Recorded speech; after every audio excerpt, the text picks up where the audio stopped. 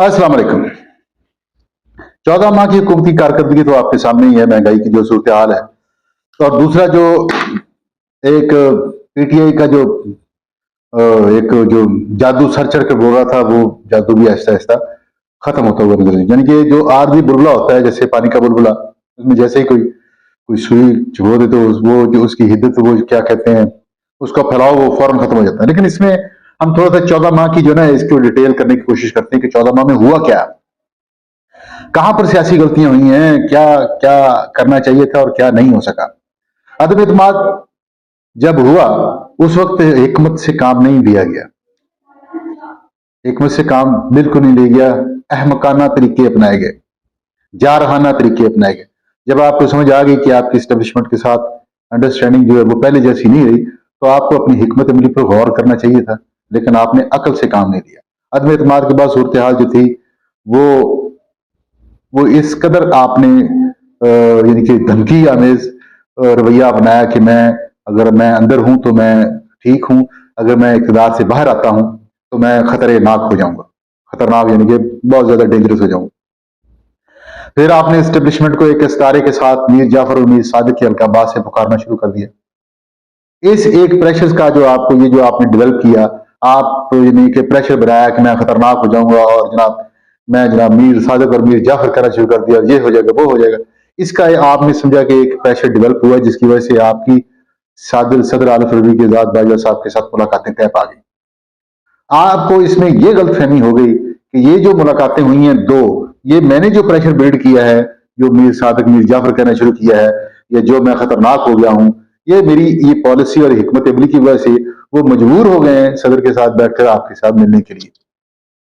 ये सबसे बड़ी गलतफहमी थी। उस मुलाकातों में आपको समझाने की कोशिश की गई कि आप अब अपनी सियासी हिकमत अमली अपनाएं और सियासी सूझबूझ का मुजाहरा करें, ताकि आप वो आइसोलेट ना हो जाएं।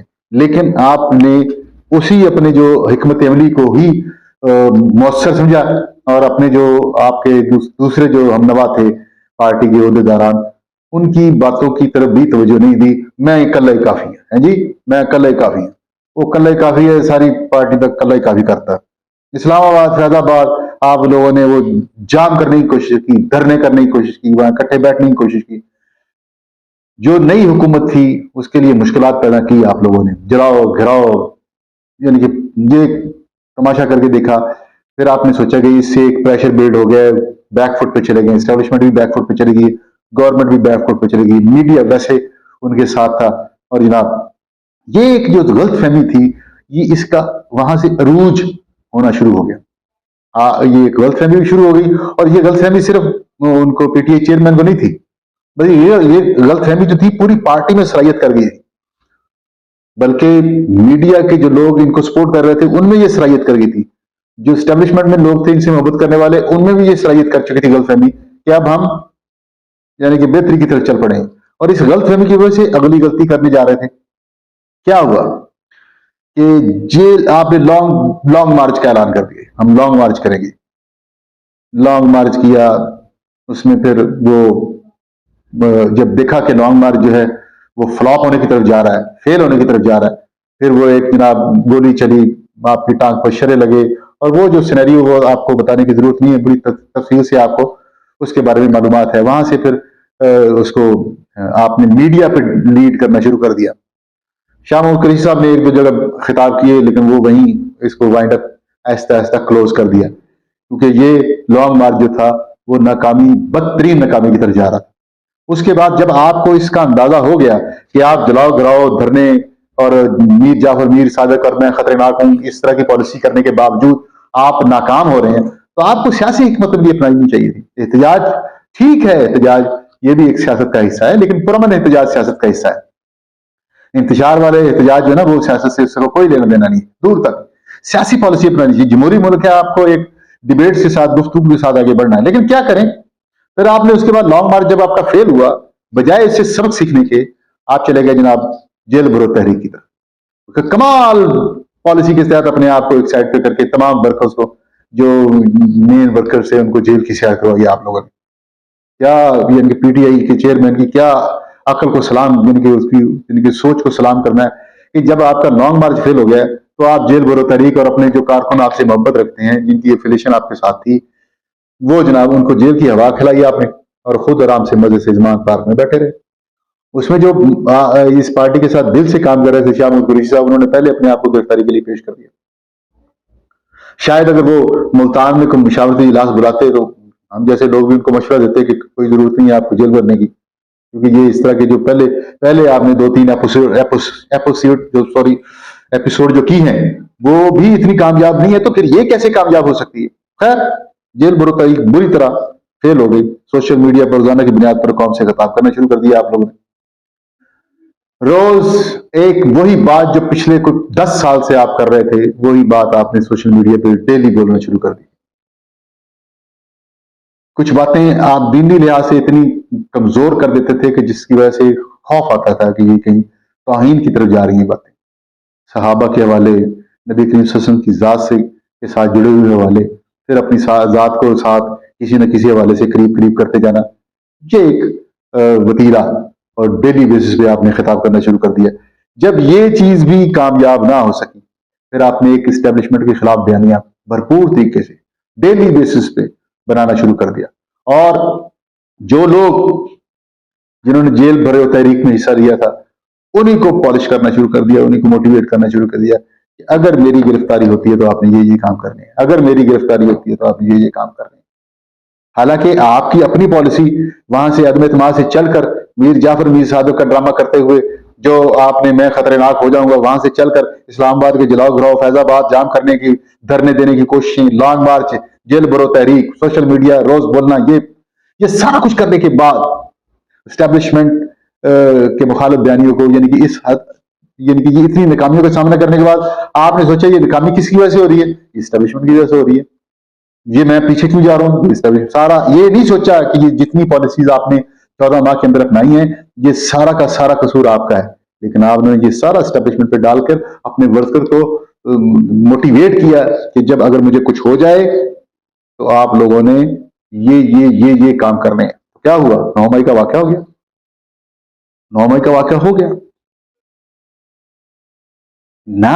अब 9 मई के वाकये के बाद ना आपकी तरफ से मजम्मत आ रही है, कभी आप उनकी हमायत करने लग जाते हैं, कभी आप कोई और बयान देने लग जाते हैं, कभी आप कहते हैं कि वो जनाब वहां गए ही नहीं थे, उनको रोका क्यों नहीं गया, कभी आप कहते हैं सिक्योरिटी की कमजोरी है ये, कभी आप कहते हैं कि सिक्योरिटी वाले बीच में शामिल हो गए थे, कभी आप कहते हैं कि खुफिया इदारों के लोगों ने वो घेर घार के उधर ले गए, यानी कि फिर कभी आप मजम्मत कर देते हैं।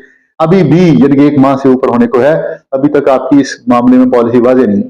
तो भाई कौम से माफी मांगे, आपसे गलती हो गई, कौम से माफी मांगे, कौम से माफी मांग लेंगे, वर्कर्स से माफी मांग लेंगे तो शायद कोई बेहतरी के रस्ते निकल आएंगे, एडमिट करेंगे आपसे बहुत बड़ी गलती होगी। जो आपने बयानिया पिछले 14 माह से बनाया था, उसका ये टॉप जो एक रिस्क था जो आपने खेला और पूरी कौम को, पूरे पाकिस्तान को, पूरी सियासी यानी कि एक तहरीक को आपने डैमेज कर दिया। गिरफ्तार जो हो गए अफराद, इस वाकई 9 मई के बाद जो गिरफ्तारियां हो रही हैं, उनके लिए आपने क्या किया? कोई पॉलिसी, कोई उनकी रिहाई के लिए, घरों माओ के बच्चे रुल गए जी, और वो सारे पेशियां खुद भुगत रहे हैं, और जिनमें सख्त ही नहीं है वो भी अपनी पेशियां भुगत रहे हैं। वालदैन जो हैं, वो बहन भाई जो हैं, वो जेलों के रस्ते काट रहे हैं, अदालतों के चक्कर काट रहे हैं, प्रिंट मीडिया पर ऑफर हो गए। अब सोशल मीडिया, आप समझते हैं कि सोशल मीडिया पे ऑन एयर होने से आप वही यानी कि ये गलत फहमी कब निकलेगी आपके दिल से कि आपके अगर फॉलोअर्स ज्यादा हैं तो आप बहुत बड़े लीडर हैं। ये जो ट्विटर का मालिक जो है, उसके फॉलोअर्स जो हैं सबसे ज्यादा है दुनिया में, सबसे ज्यादा फॉलोअर्स हैं उसके, तो क्या उसको दुनिया यहूदियों का आलमी लीडर मान ले? ठीक है, अब जियो न्यूज है, एक चैनल है, उसके फॉलोअर्स 1350 मिलियन के करीब हैं, तो क्या उसको हम उसकी खबरों को मुस्तनद मान लें? ये कोई क्राइटेरिया तो नहीं है कि जिसके फॉलोअर्स ज्यादा होंगे हम उसको जो है वो आलमी इस्लाम का लीडर मान लेंगे। ऐसे ऐसे होता नहीं। आने वाले इलेक्शंस में आपको अपना इख्तिताम होता हुआ नजर आ रहा होगा। अब भी वक्त है कि अगर सियासी फैसले नहीं करेंगे मुशावरत से तो नुकसान होगा। क्योंकि जितने आपने ट्रायल कर लिए हैं 14 माह में, जितने तजर्बात कर लिए हैं, उस सब में आप ही का कसूर है, इस्टेब्लिशमेंट का कसूर नहीं है। मेरा ख्याल है कि 14 माह में आपको जितना सपोर्ट किया गया है, इतना पिछले 4-5 सालों में या 10 सालों में सपोर्ट नहीं किया गया, जितना इन 14 माह में आपको सपोर्ट किया गया। जितना इदारों ने या अदलिया ने आपको जितना सपोर्ट किया इन 14 माह में, इतना आज तक 10 सालों में आपको सपोर्ट नहीं किया गया। लेकिन अफसोस कि जो आपको सपोर्ट करते रहे, जो आपके साथ ताउन करते हैं, आप उन्हीं के गिरबान पकड़ने चल पड़े। तो फिर इंजाम जो है उसको कबूल कीजिए, ये यही होना था।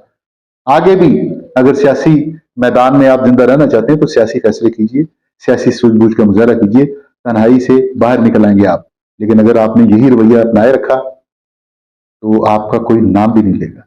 अभी 15 दिन के लिए आपका सोशल मीडिया और यानी कि जो प्रिंट मीडिया है आपका या इलेक्ट्रॉनिक मीडिया जो है वहां से ऑफ एयर किया आपको, तो आपको लग पता गया है कि आपका नाम भी लोग नहीं जानते। तो जो जानते हैं सोशल मीडिया पे हैं वो भी आहिस्ता आहिस्ता भूलना शुरू हो जाएंगे। सियासी फैसले कीजिए, सियासत अपनाइए और पॉजिटिव अप्रोच अपनाइए। ये फॉलोअर्स आपके लिए कुछ भी नहीं कर सकते। अवाम के दिल में जिंदा रहने की कोशिश कीजिए, लेकिन वो वक्त मेरा ख्याल गुजर चुका है। बहुत बहुत शुक्रिया। अस्सलाम वालेकुम।